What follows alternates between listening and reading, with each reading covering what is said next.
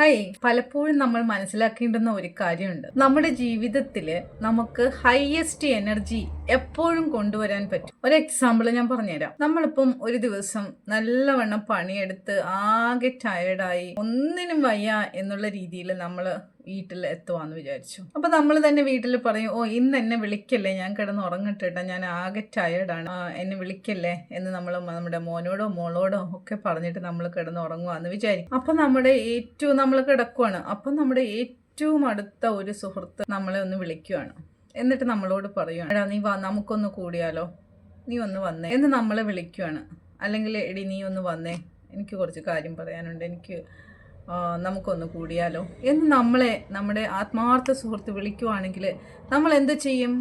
നമ്മൾ എല്ലാ ക്ഷീണവും നമ്മുടെ എല്ലാ വയ്യായികയും എല്ലാം മറന്നിട്ട് നമ്മൾ ഞാൻ ദാ വരുന്നു എന്ന് പറഞ്ഞ് നമ്മൾ അവിടെ പോയി മണിക്കൂറുകളോളം സ്പെൻഡ് ചെയ്ത് നമ്മുടെ ഫുള്ള് ടൈമും നമ്മൾ അവിടെ സ്പെൻഡ് ചെയ്യും. അപ്പോൾ ഇതിൽ നിന്ന് എന്താ മനസ്സിലാക്കേണ്ടത്? നമുക്ക് പറ്റുമെന്ന് വിചാരിച്ചാൽ, നമുക്ക് വേണമെന്ന് വിചാരിച്ചാൽ നമ്മുടെ എനർജി ഹൈ ആക്കാനുള്ള ക്യാപ്പബിലിറ്റി നമുക്കുണ്ട്. നമ്മുടെ എനർജി ഹൈ ആക്കണമെന്ന് നമ്മൾ തന്നെ വിചാരിച്ചാൽ മതി, അത് വേറെ ആരും വിചാരിക്കേണ്ട ഒരു കാര്യം. അപ്പൊ ഇതിൽ നിന്ന് എന്താ നമുക്ക് മനസ്സിലാക്കേണ്ടത്?